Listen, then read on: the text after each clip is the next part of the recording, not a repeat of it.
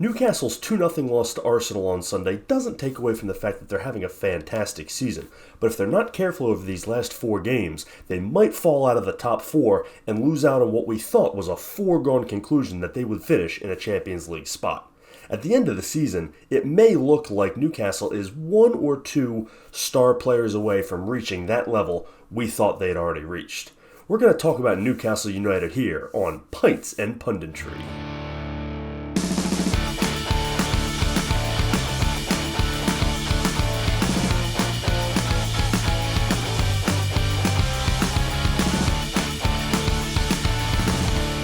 Thanks as always for joining us here on Pints and Punditry. Today we're going to talk about Newcastle United coming off a tough loss, 2-0 against Arsenal in what was really a good matchup, and they played well, and it was a very even game, and they deserved a better fate, but nevertheless they lost. Before we dive in, I want to make sure you hit that subscribe button for me. Follow the channel. If you don't already, hit that like button for me.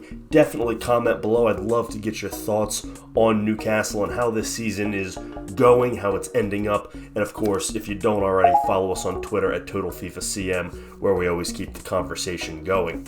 Newcastle's had a great season. This does not take away from that, and this was a hard-fought match. In fact, fought is really the key word, because there were certain parts of it where Newcastle looked like they came out to fight Arsenal rather than really play a football match. But that was part of what they wanted to do, enforce their presence at home. They are not as talented as Arsenal. I don't think there's any disputing that.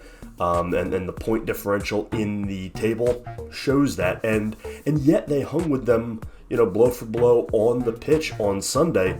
Arsenal did get the 2 goals, and Newcastle did not really come all that close. But it was a relatively even match, other than the finishing of scoring opportunities. But what it really showed me is what a few of these games, as Newcastle has sort of just semi-faded down the stretch. And I say semi-faded because one of Newcastle's biggest strengths this season has been their consistency. They have not had these major ebbs and flows. They've been near the top of the table for most of the season, and they remain there. And they've had a few little hiccups along the way, but they have managed to right the ship quickly when it happens. And credit to Eddie Howe and a lot of the veterans on that team for being able to do that. But they just are lacking quality in a few spots where they really can't be. And the makeup of this team is still coming together. Remember, they have come so far in the past 18 to 24 months, particularly since their new ownership group took over. And they have invested a lot in the club, but they still have a long way to go to get to where they should be shoo-ins for a top 4. If anything, they've overachieved this year, I think, personally. And again, credit to Eddie Howe. But I think talent-wise, they have overachieved based on the talent that they really have to work with. One of their issues is that their top 3 goal scorers rarely play together.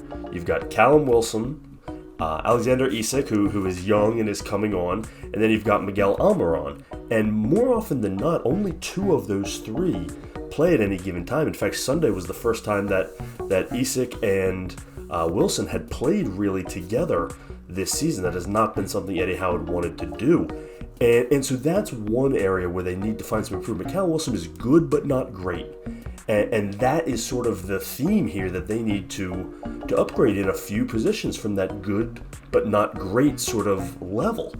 They've got good players. In fact, Callum Wilson would be a great guy to keep around if he's okay taking a secondary role, which he probably wouldn't be.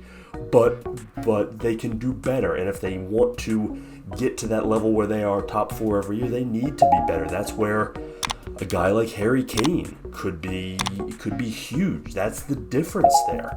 On that right wing, they have given way too much playing time to Jacob Murphy, who just is not a high quality enough player. He's a fine player. He's a good depth player, but he has played far too many minutes this season for a team that is supposedly, fighting for a Champions League spot. He's not going to get them very far in the Champions League next year. And they have too many of these sorts of guys. Sean Longstaff is another one who really just shouldn't be out there getting regular minutes in a top 4 level team. They do have a young core that they are building.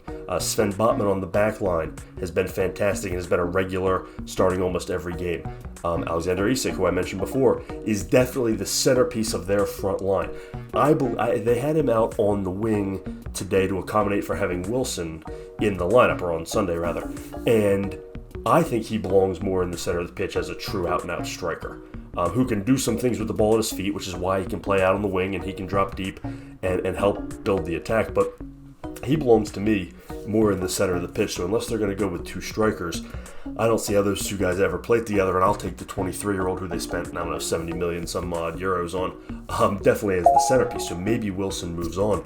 But they do have a young core of guys that they are building around. I've given them credit before in past videos. Guys like Isak and Botman and a few of these other guys that are 23, 24, Joe Linton and a few others that they can build around. Anthony Gordon was a nice pickup who has not gotten a lot of playing time yet, but I think will be a centerpiece moving forward. But they're missing a few of those really high quality guys. Maybe this is a team that can go poach some of these players from Chelsea as they sort of have to offload some of their extra baggage, or guys coming back from other places in Europe. I think they're going to be big players in a lot of those areas. Barcelona's looking to sell off a lot of expensive players to make room for Lionel Messi. So a guy like Rafinha could go onto that right wing and be a massive upgrade from Jacob Murphy. So there are moves out there to be made, and of course we know they have the money, so I'm not concerned about their long-term prospects, but they do feel like a club that is one or two really big impact players away.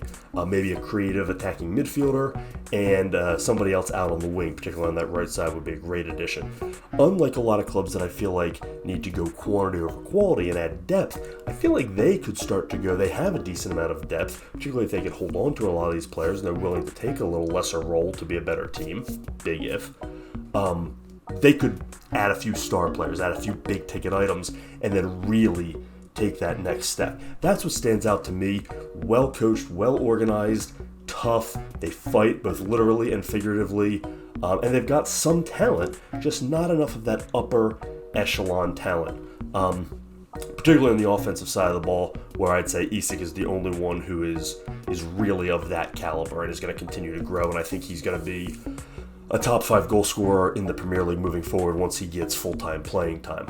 So that's what I would look for Newcastle United, a few big fish to come in and really take them from that good but not great level to truly going to be competing in the top 4 year after year. And then if they do hold on to this Champions League spot, and they're only 3 points out of dropping out of it, which is why I say that, if they do hold on to it, they're going to need somebody like that if they want to advance in the Champions League next year. So they do have to think about that as well. So, hard-fought battle for them. They have a lot to be proud of, even though it was a 2-0 loss at home. Arsenal's a good team. Arsenal has more talent. Arsenal's probably a year to 18 months ahead of where Newcastle wants to be. So they can use that as a model for sure. But it doesn't discount the season. They've had a fantastic season. They'll probably hold on to this top 4 finish. Definitely get European football of some kind, and it's a huge step moving forward for Newcastle. And now they can go into the summer to put the finishing touches on what has already been a very effective and rapid rebuilding project in Newcastle. So a lot to be proud of there, and a great fan base to get excited about it.